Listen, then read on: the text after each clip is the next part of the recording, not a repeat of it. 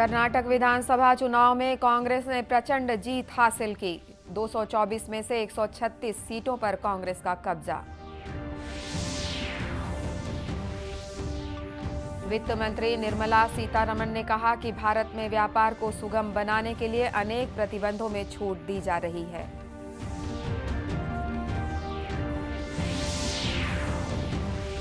छत्तीसगढ़ के विभिन्न जिलों के सत्र न्यायालय में आज लगाई जा रही है राष्ट्रीय लोक अदालत।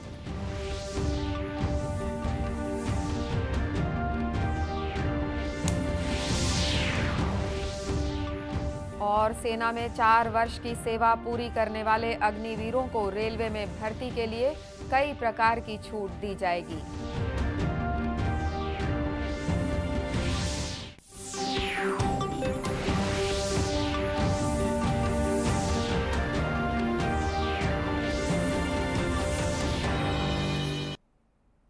नमस्कार, आप देख रहे हैं दूरदर्शन समाचार। मैं हूं अनुराधा दुबे। अब समाचार विस्तार से।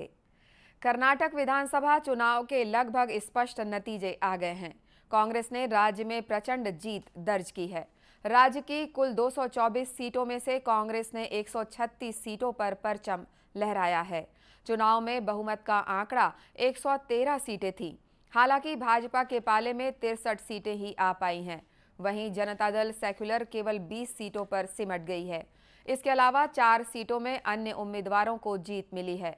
इस चुनाव में कांग्रेस को राज्य में 43% वोट मिले हैं, जबकि भाजपा को 30% वोट प्राप्त हुए हैं।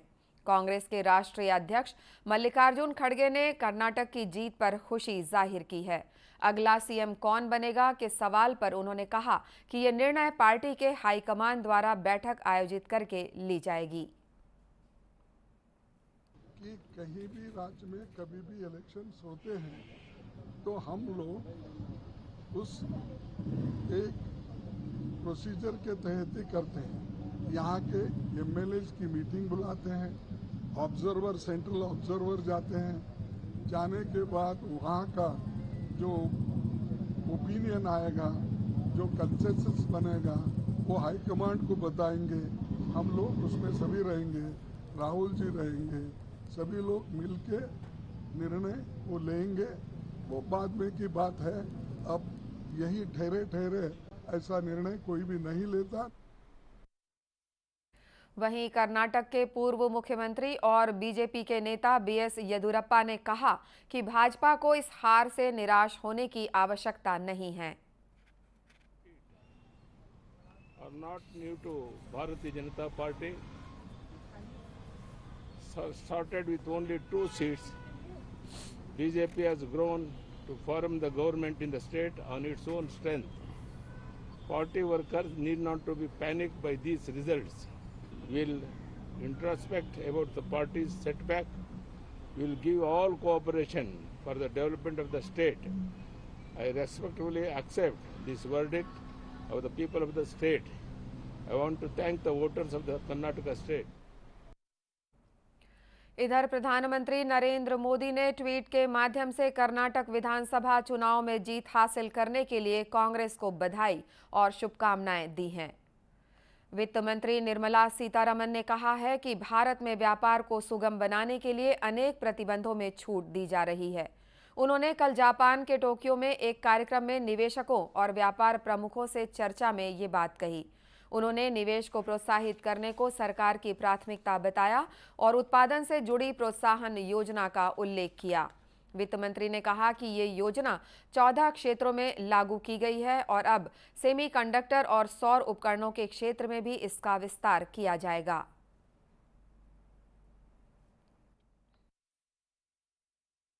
वित्त मंत्री निर्मला सीतारमण G7 समूह के वित्त मंत्रियों और केंद्रीय बैंकों के गवर्नरों की बैठक में शामिल होने के लिए जापान की 2 दिवसीय यात्रा पर हैं।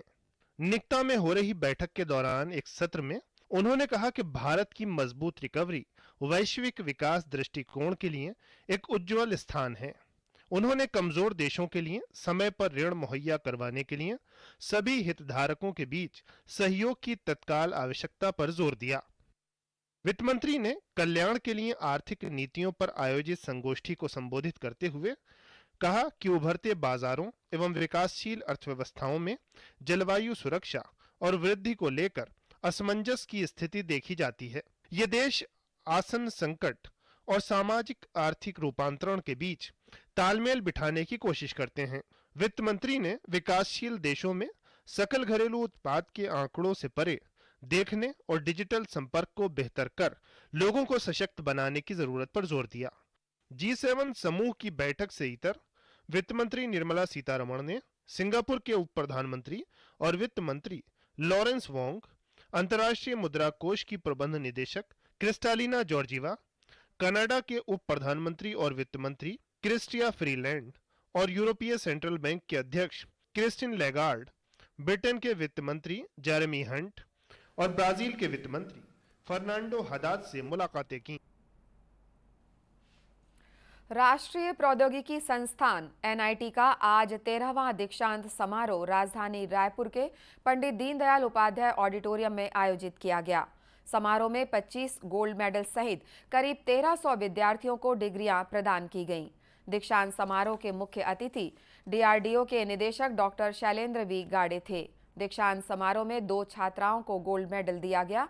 इन छात्राओं ने बताया कि कड़ी मेहनत से ही सफलता मिलती है।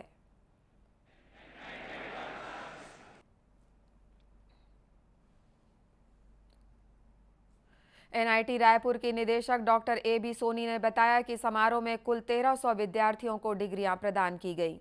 उन्होंने बताया कि दीक्षांत समारोह के सफल आयोजन में संस्थान के सभी फैकल्टी विभागों और विद्यार्थियों का महत्वपूर्ण सहयोग रहा है। आज के समारोह को सुचारू रूप से संपन्न कराने के लिए संस्थान द्वारा एक दिन पहले 12 मई को दीक्षांत समारोह का पूर्वाभ्यास किया गया था। राष्ट्रीय लोक अदालत महासमुंद के जिला एवं सत्र न्यायालय में भी आयोजित की गई। लोक अदालत में जिले के लंबित प्रकरणों का त्वरित निराकरण किया गया। जिले में 24 खंडपीठ के माध्यम से आज ये लोक अदालत लगाई गई है।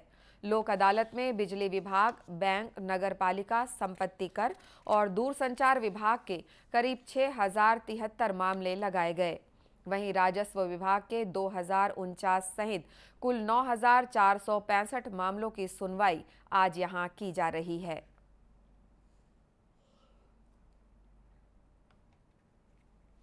ये नेशनल लोक अदालत इस वर्ष का द्वितीय नेशनल लोक अदालत है। इसमें हम लोग टोटल 24 खंडपीठ बनाए गए हैं। इसमें बैंक, बीमा, विद्युत, बीएसएनएल और इंश्योरेंस ऐसे राजस्व संबंधी प्रकरण इस प्रकार से विभिन्न प्रकार के प्रकरणों का निराकरण के लिए इसको रखे गए हैं। आज नेशनल लोक अदालत में न्यायालय में से जो पुराने लंबित प्रकरण है वो 1347 है, जो पूरे महासमुंद न्यायालय में लंबित है। उसके अलावा बैंक, बीमा, विद्युत, नगरपालिका से जो प्रकरण लंबित है उसकी संख्या है 6073 मामले रखे गए इन लोग के द्वारा। और राजस्व के लिए पृथक से 2049 प्रकरण रखे गए हैं, जिसका नेशनल लोक अदालत में निराकरण के लिए रखे गए हैं। गौरतलब है कि इस वर्ष की ये दूसरी लोक अदालत है। इसके पहले 11 फरवरी को राष्ट्रीय लोक अदालत लगाई गई थी, जिसमें 9058 मामलों का निपटारा किया गया था और 3 करोड़ 27 लाख से अधिक रुपए का अवार्ड पारित किया गया था। नेहरू युवा केंद्र रायपुर द्वारा युवा महोत्सव का आयोजन आज राजधानी के दुर्गा कॉलेज में किया गया। आज़ादी के अमृत महोत्सव के तहत आयोजित इस कार्यक्रम में मुख्य अतिथि के रूप में रायपुर सांसद सुनील सोनी ने शिरकत की। महोत्सव में राष्ट्र के निर्माण को लेकर अनेक महत्वपूर्ण आयोजन किए गए। मुख्य अतिथि सुनील सोनी ने कहा कि इस तरह के आयोजन से और जिन विषयों को इस कार्यक्रम में चुना गया है उससे राष्ट्र निर्माण में महत्वपूर्ण योगदान मिलेगा। वर्तमान में इस देश में क्या हो रहा है, इस बात का एहसास भी हो, ज्ञान भी हो, ताकि आने वाले समय में वो नए भारत का एक हिस्सा बने और नए भारत में अपनी भूमिका का निर्वहन करे। इसके लिए भारत सरकार लगातार जो है इस प्रकार के उत्सव कराती है और ये जिला स्तरीय, उसके बाद प्रदेश है, फिर देश है, तो ये कंपटीशन के माध्यम से युवाओं के अंदर में प्रतिभाएं बढ़ेगी।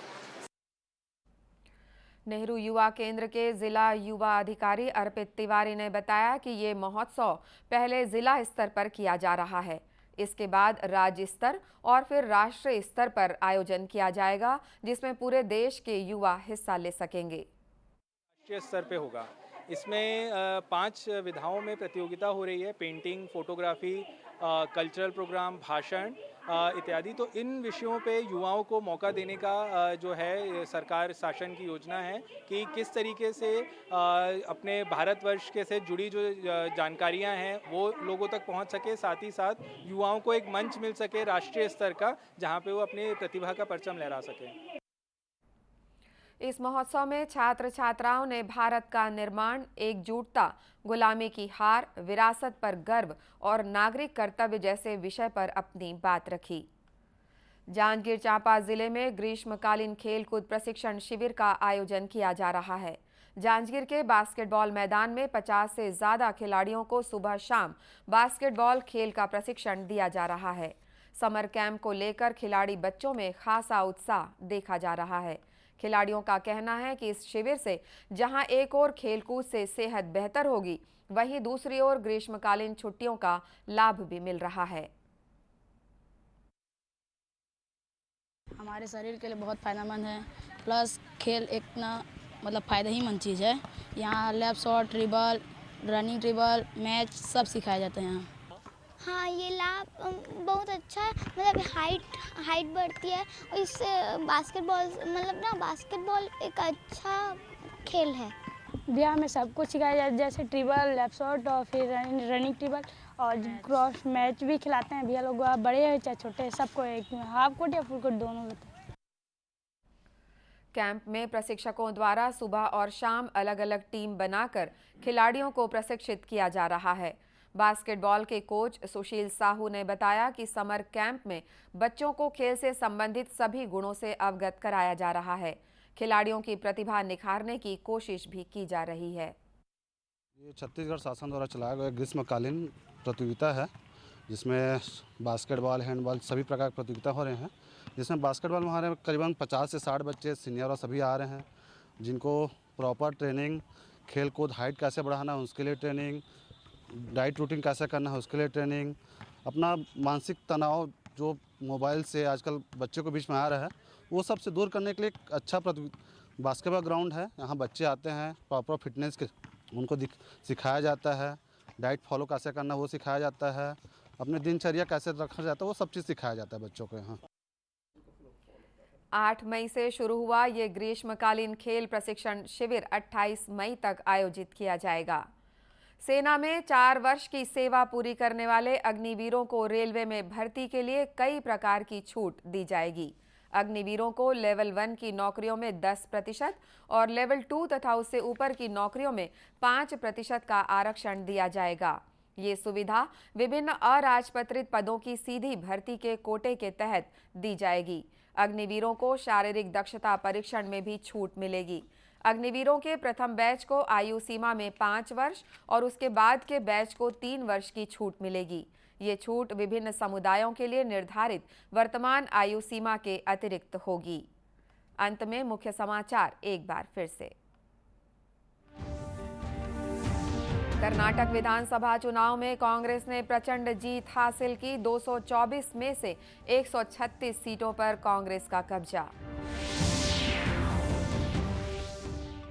वित्त मंत्री निर्मला सीतारमण ने कहा कि भारत में व्यापार को सुगम बनाने के लिए अनेक प्रतिबंधों में छूट दी जा रही है।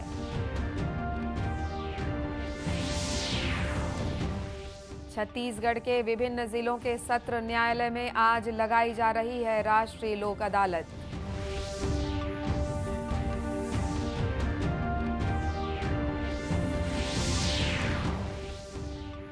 और सेना में 4 वर्ष की सेवा पूरी करने वाले अग्निवीरों को रेलवे में भर्ती के लिए कई प्रकार की छूट दी जाएगी।